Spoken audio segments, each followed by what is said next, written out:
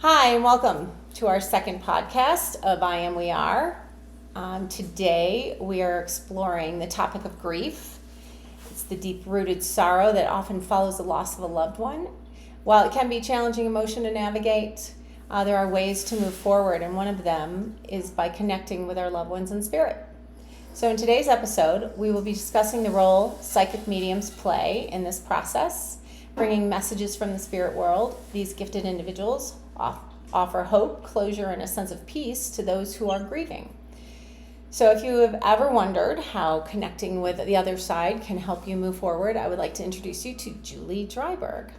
Julie, if you'd like to wave. Hi. I'm going to introduce her a little bit. Julie is a seasoned healer with over 35 years of experience helping clients achieve empowerment and healing. Through her psychic medium abilities, she offers even deeper levels of assistance to individuals seeking guidance. Her extensive knowledge and expertise have earned her a reputation as a sought-after advisor, and she has been featured in multiple media outlets such as BBC Radio in Jersey, ITV News, and the Real Housewives of Jersey. So join us to delve into Julie's incredible journey and discover how her unique approach has transformed the lives of countless people. Julie, welcome. Hi, thank you so much for having me. So, Dersha, did you want to go ahead and, I know you're involved in this as well, maybe start some dialogue with Julie on her history. Excellent. Actually, I met Julie on a platform, and it's created for the people who are pursuing mediumship. So for today's, I prepared some questions, and those questions are really just to show the general public, to educate people what is, evidential mediumship. So I want to start the very first question. Is Julie, what is the difference between a psychic reading and a medium? Medium. Can you cut that out? I know what you're meaning. I know what you're meaning. Reading. Oh God. Yeah, I know what you're. Right. No, honestly. Okay. No, Yeah. it's good that we're laughing because you know what? Being a medium, a psychic medium, it can be quite heavy work. And the difference between the psychic and the mediumship side is the mediumship we connect, we're the bridge between two worlds. I connect to the spirit people, I communicate the messages then to the recipient. Psychic reading is when I'm reading you. There's no spirit involved, it's me to you. I'm reading your aura, I'm reading everything about you. I just have this knowing that between you and me, this connection, I'm going into your soul level. My soul is reading your soul, and I get the message that way. That's where the differences between the psychic and the mediumistic reading. Well, I just want people to know this is not a comedy channel, but somehow I'm the comedy star every time. But anyway, well, thank you for that. So I heard the word evidential mediumship a lot. So what is a evidential mediumship, and what is the purpose of mediumship? The evidential, as it says, is the evidence to prove that that person that you wish to connect to in spirit is there, that's who it is. Because, there's plenty of people that can just say, I have a lady here, she's got a dress on, she likes cooking. That to me is very generic. That doesn't prove anything. But you'll get a lot of people that go, yep, that's for me. But for me, we want the evidence. That's how we are trained to get the evidence. To prove that mediumship is here. And also it's being the bridge between the two worlds. That's what being a medium is. And did I answer that question okay? It's just being. Can you give some example of what kind of evidence is not generic? It's evidence is their profession, what they died of, how their funeral was it a funeral, was it a cremation, was it something totally different? What flowers were placed on the coffin? There might have been no flowers at all. Who attended? Was there someone there that really perhaps the communicator didn't really like? Whatever it may be, that is evidence, that's proving, rather than what we call the other stuff, which is just quite general, like she liked gardening, or there was a tree in her garden, or she was a housewife. It's just that golden nugget of evidence that you get from the mediumship reading. That I no one see. else Okay. knows. But that no one else absolutely knows. Gotcha. Because that way, when you get that evidence, the sitter then goes, yeah, that's my mum, that's my gran, that's my auntie, uncle, brother. It's to ensure that who we're connecting with, they absolutely know who that is, without a shadow of a doubt. Now, I'm very interested in, for instance, say that I have a reading with you, you're my medium, but how do you know it's not your thought? How do you know, to differentiate between your thought and then the message that's from the spirit world? That comes with training. That comes with absolute knowing the difference between my thoughts and the thoughts of spirit. When we all first started, there's so much doubt because you do tend to go, was that me? Was that me? Was that me? But through how we train and how we've been trained, we can differentiate that voice that we hear, those words that we hear, that we know. We just know. You get to a stage that you just know that the evidence, the speaking that you're hearing is them. It's not your own. It's not your own mind. Okay, very good. Yeah. Say that I'm going to see a medium and I've never seen a medium before. As an average, normal person, what kind of question can I ask, and what should I do, or what I shouldn't do, so that the reading is effective one? Yeah, good question. It's all about, it could be nerve-wracking for someone that's never gone for a reading before, really, really. And it's a huge responsibility for the medium and what they say and how they say it, because there's a lot of people out there that just, but again, the questions you can ask is, now, the biggest thing I have to say to that question that you're saying though, the spirit that you may want to come in may not want to come in. Not because of anything bad or anything, whatever. It just might mean that spirit is not the spirit that you need to hear from. So we can't always 100% guarantee that if you came into me and said, Julie, I want to speak to my mum, the mum might not come through.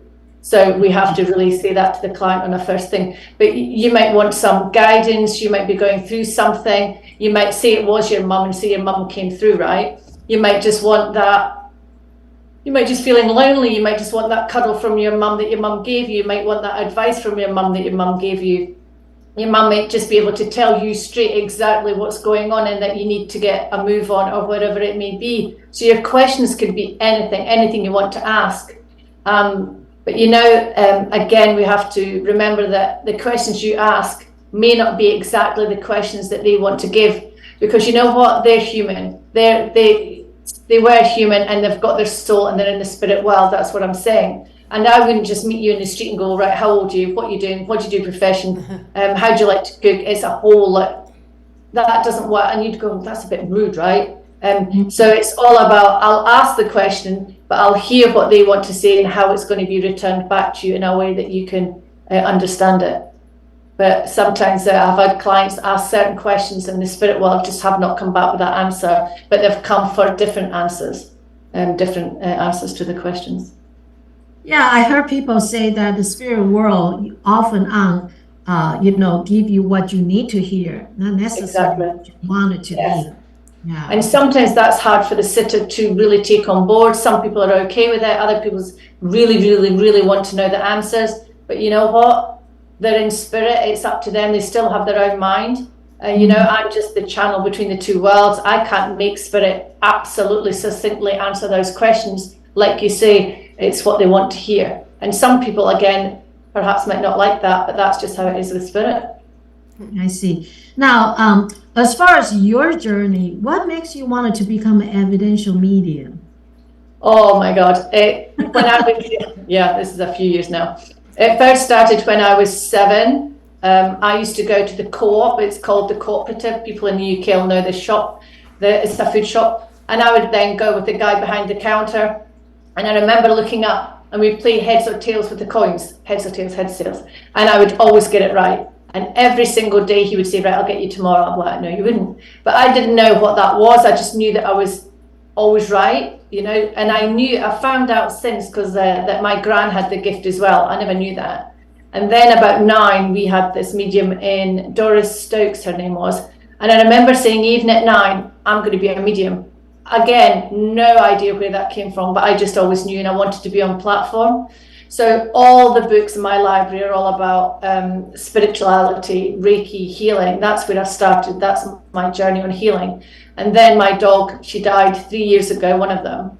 And from that point onwards, where I was so connected to her, that I promised her that I would bring, because the grief when we lose a pet, right, is just as with a human, but with a pet, it's just, so I just realized that I promised her then that I would bring people and their humans together. So I'd be on platform, I'd really work hard and get it so that I would eventually work with the humans and then bring their animals through to give the healing to that as well. Because when someone loses an animal, just as much as because not, people, there are a lot of people that love animals more than humans, so it's to give that best of the both worlds. It's true, the best of the both. I've had so many clients that go, I don't care about my family, I just want to know, is my dog okay? And that's what they ask for. And it's just and that's the thing about as well, while we're laughing, because it's not all doomy and gloomy when we do our mediumship. There are, oh my God, the stories that come through that will make you laugh, and they want to be remembered as the person that they were.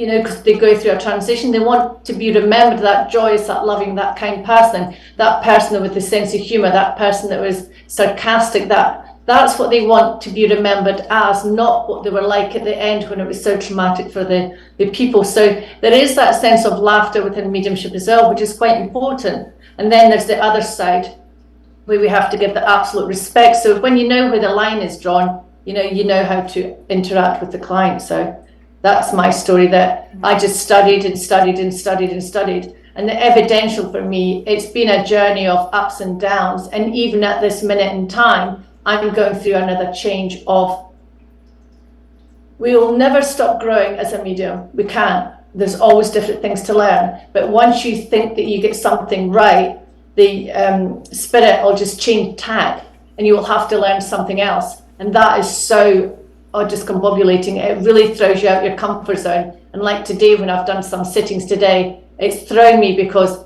I'm so used to be doing it a certain way where I hear a lot. I hear. But now what they're showing me is pictures, clairvoyance. And the funny thing is, which is throwing me, is I've always wanted to be more clairvoyant. So I've got what I've asked for, and now it's throwing me. I'm a bit like, oh my God. So watch what you ask for. But everything's going to come together. I'll get used to that, then I'll move forward. But the evidence is key, because I don't want to be just a generic medium. I want to be one of the best on their own platform. That's my goal. Did you have, as you've been growing through this process, have you found that you are interpreting what you're seeing or hearing in a way that you can convey to the person you're sitting with, versus what you started out at? So, because I know you see and hear messages, but do you have to reinterpret what you see and hear when you talk? Now I do. Okay. Now I do, because what they've done is, interestingly enough, it's like they've turned off the hearing, the audible, and now I'm seeing. Okay. So my comfort zone is hearing.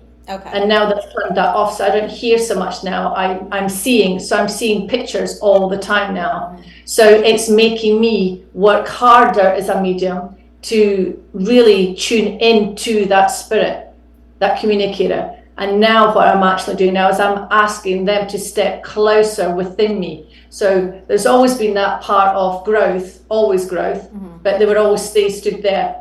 Now they're coming in right into me now. I'm feeling their anger if they're annoyed at something. I'm feeling their love if they feel joy and happiness. It's really, really making me feel. And as someone who, because we use our 5 senses, but there's more, it's more deep, it's more profound, the feeling. When you ask spirit to step right into you and you become them, wow, that's just a totally different ballgame. Yes. Wow. Listen to you. You actually answered some of my next question. I was going to ask you, as you were, developing your mediumship, what kind of challenge do you have? Now, I heard that it's, most of people have no problem connecting to the spirit world, but the key is how to express it. So tell us a little bit about the challenge that you're facing. What is the most difficult things, in learning to express it correctly? Well, because we are human, okay, and if we allow a tiny bit of our brain to get in, we're going to start to think. So especially so if you get pictures and you see it, and then you might start interpreting it in a certain way, and the client goes, no, that's not right. And what you learn through being able to is, if you get a no, you then go back to spirit and you ask spirit, what exactly does that mean?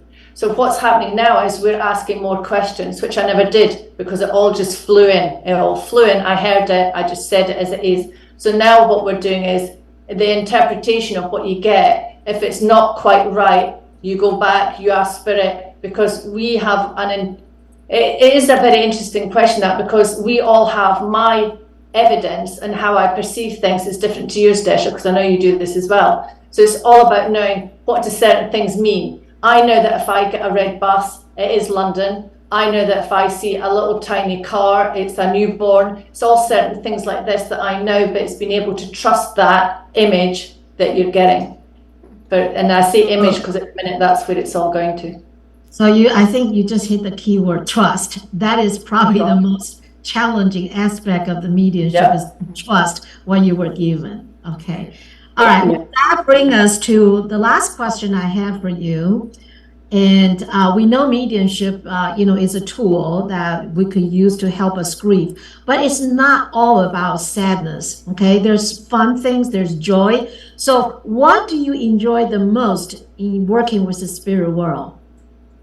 It's just how it makes you feel. There's certain times, I'll be honest, that I may be a little bit tired, but as soon as I've gone in to do a class, or as soon as I've gone in to do mediumship, I am lifted up to a totally different vibration. I love the feeling that working with spirit helps me to feel. It's just the most serene, the most graceful. Does it make you high? Does it make you feel high? No, for me, no, not really. I don't, because I've learned to ground myself lately. It just makes me that, the feeling it gives me is that absolute connection to God. It's that feeling of serenity. There's no up, no down. It's just absolute peace within my heart when I connect. And it just makes me feel so beautiful that I have an ability that I'm constantly growing on to help people connect with their loved ones and their animals. It's a beautiful career, if you like. Yeah. Well, thank you so much. And thank you for being part of We Are, and let's continue to shine in this community. Yeah, Thank you so much for having me. Thank you. For anyone that is interested in speaking directly to Julie, she does have a website. We will put that link in the context of the podcast today. So you can reach her, juliedryburgh.com, and we will put that in there for you to link to her directly. So thank you all for joining us today, and you all have a great day. See you next time. Thank you. Thanks. Bye. Bye-bye.